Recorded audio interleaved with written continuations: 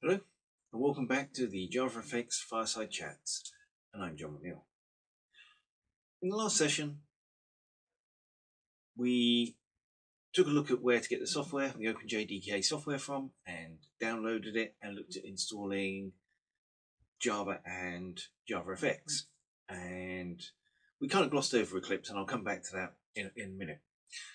What we're going to do now is we're going to install our Eclipse, power it up, and set it up to work with just our OpenJDK and just build a simple hello world program just to prove that everything there is working fine before we move on to the JavaFX. It's always a good idea to take it in incremental steps and prove each section before you move on. So that's what we're going to have a look at now. Let's go take a look. So we're going to look at getting our Eclipse up and running with OpenJDK just to prove it all works. There's something I want to just come back to that I left you at the end of the last video that wasn't quite what I had intended. So I talked about I had been on version 4.14 from back in 2009, December 2009, and then I said make sure you don't pick the enterprise one, you pick the Eclipse IDE for Java developers. If you do go down this route and pick the 64-bit, you're going to get a zip file. No big deal. You can just unzip the file to whatever location you want and Eclipse will be in that location. But just for transparency, what I had actually done was I had picked the Windows option from up here, the Windows 64-bit. When you click on it, you get a download option and you can download this exe, which is the self-extracting, self-installing executable file that you can just run and follow along, and it will just put Eclipse on there for you. And that's the one I actually did pick for all of these examples. That's the one I'm using. So just to make sure everyone's on the same page, I just wanted to share that with you. So what's next? So what we're going to do now is we're going to run Eclipse. Let's launch Eclipse. So we've just installed it successfully and we're now going to run it. And then when it starts up, you may have a few pop-up windows when it starts up that I haven't got because I've run it before. You want to go to your Windows option on the menu bar and pick Preferences.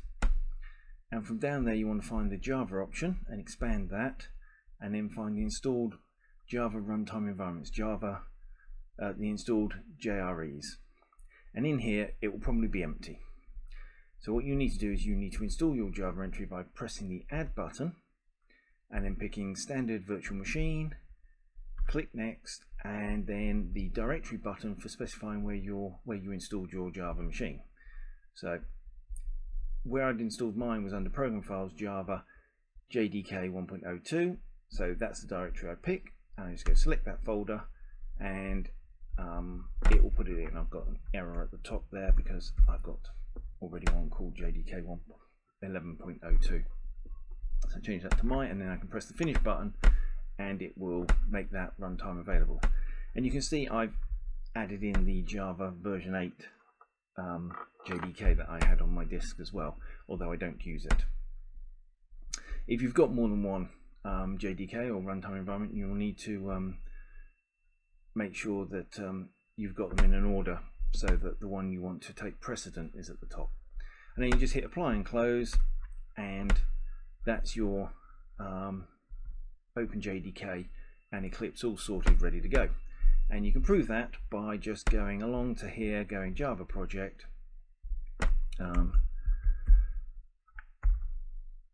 give it a name, your project a name,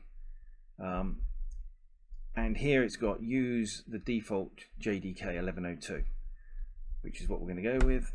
Press next, and all of those things you don't really need to worry about it. You do want to create a module info Java file. It'll be selected by default, but I just want to mention that because with Java version 11, I think it's came in Java 10, but I'm not too certain when it came in. The old module info files suddenly start to play quite an important role.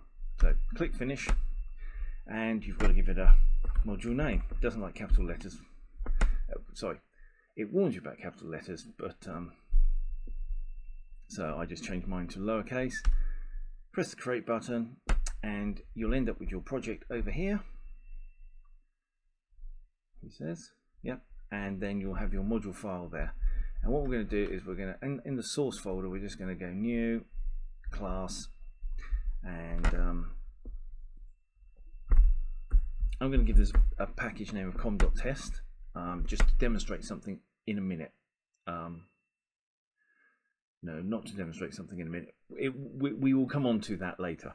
So that's why I'm giving it a package. Actually, I'm going to call this test 11 demo, so I know what it is. We want a main method, and that will do us for now.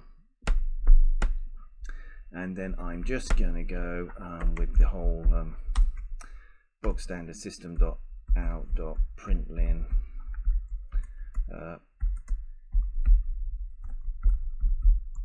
hello world.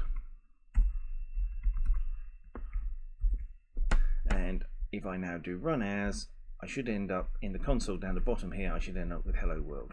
So run as Java application,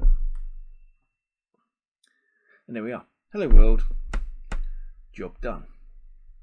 Nice and simple. So the only thing you had to make sure you ended up with was this module info file. Just quickly, while I've got you, I want to show you one other thing. I've got another project called test1 here, and if I go and have a look at the properties of this and Java compiler, you'll see that this one is using version 1.8 of the compiler.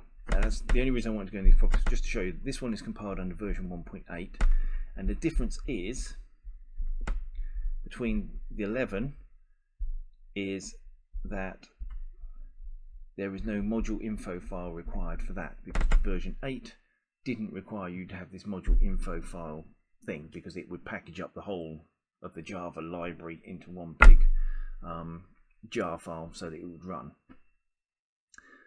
My understanding is the module info file allows you to stipulate the bits that need to be packaged up into a jar file to make Java make it a much smaller footprint, and you're only calling and using the bits you're using. And we'll have a look at that a bit more in the sessions that follow. But there we are.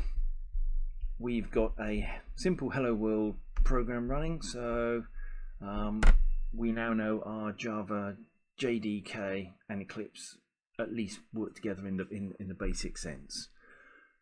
So that's all in this session. In the next session, we're going to take a look at doing exactly the same thing, but for JavaFX. We're going to bring JavaFX into the mix and create a small hello world JavaFX application, maybe, or something along those lines in the next session. So thank you for watching. I'm John McNeil, Software Pulse, building Java desktop applications. I hope you've enjoyed what you've seen.